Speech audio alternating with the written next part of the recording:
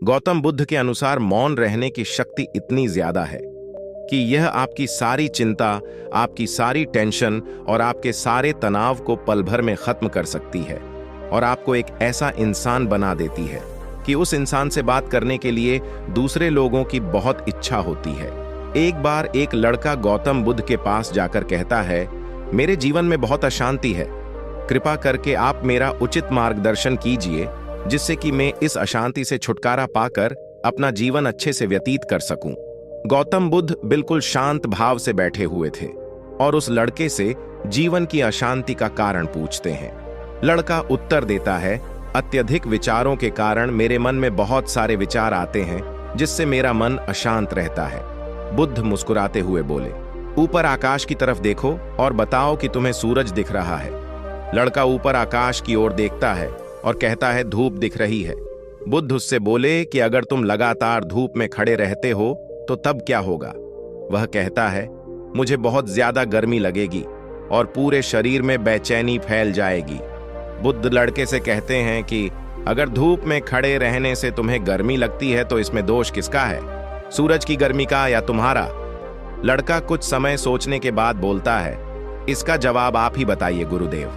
बुद्ध कहते हैं, सूरज का कर्म है गर्मी देना और गर्मी का काम है गर्मी महसूस करवाना।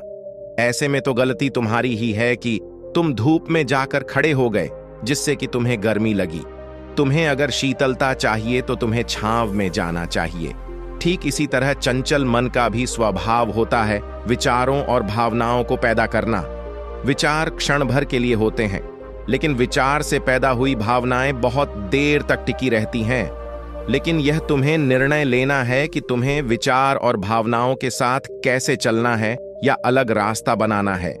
बुद्ध कहते हैं, मन को शांत करने के लिए जब तक हम बाहर की ओर बोलते रहेंगे भीतर अशांति ही रहेगी, लेकिन जिस दिन हम भीतर की ओर मुड़ जाएंगे तब हमारे मुंह से कुछ भी निकलेगा, हम शांत ही रहेंगे। दुनिया में जितनी भी बुराइयां हैं ज्यादातर हमारे बोलने से ही पैदा होती है, क्योंकि हम चुप रहना ही नहीं चाहते। हम जितनी जरूरत है उससे कहीं ज्यादा बोलते हैं। हम हमारे सामने वाले व्यक्ति को सुनना ही नहीं चाहते, बल्कि उसकी बोलती बंद कर देते हैं और उसे समझा देना चाहते हैं कि मैं कौन हूं और क्या क्या कर सकता हूं, और यही हमारी जिंदगी का एक मकसद बनकर रह जाता है। हमारी सारी ऊर्जा व्यर्थ बोलने में ही बर्बाद होती रहती है।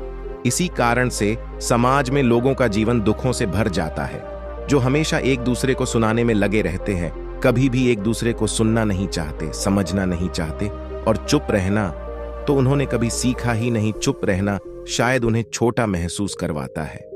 पूरी दुनिया में सब लड़ाइयों का कारण हमारा बोलना ही है, इसलिए हमें उतना ही बोलना चाहिए जितना जरूरी हो, क्योंकि व्यर्थ का बोलना हमारी ऊर्जा को नष्ट करता है और ये बोलना ही हमें कभी हमारे भीतर की ओर लौटने नहीं देता, क्योंकि ये हमें बाहर की ओर खींच के रखता है।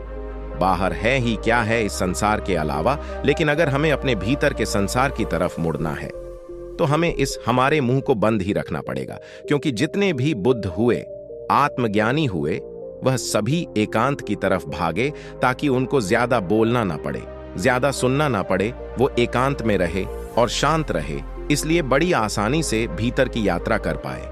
लेकिन अगर कोई और चाहे तो इस संसार रूपी जीवन व्यतीत करते हुए भी एकांत में रह सकता है और शांत रह सकता है, लेकिन इसके लिए उन्हें अपनी ऊर्जा को बचाना होगा जिसे वह अपने व्यर्थ के शब्दों में बर्बाद कर रहे थे। दोस्तों, यह कहानी हमें सीख भी यही देती है कि व्यर्थ का बोलना ऊर्जा को नष्ट करना है। ज्यादा व्यर्थ बोलना ही हमें अपने भीतर की तरफ लौटने नहीं देता, क्योंकि यह हमें बाहर की तरफ झुकाए रखता है। और जिसे भी भीतर की यात्रा का आनंद पाना है उन्हें अपना मुंह बंद ही रखना चाहिए। मुझे पूरी आशा है कि आपको यह कहानी पसंद आई होगी और काफी कुछ सीखने को मिला होगा। कहानी के बारे में अपने विचार आप हमें नीचे कमेंट्स बॉक्स में कमेंट करके जरूर बताइए और चैनल को लाइक एंड सब्सक्राइब जरूर करें। धन्यवाद।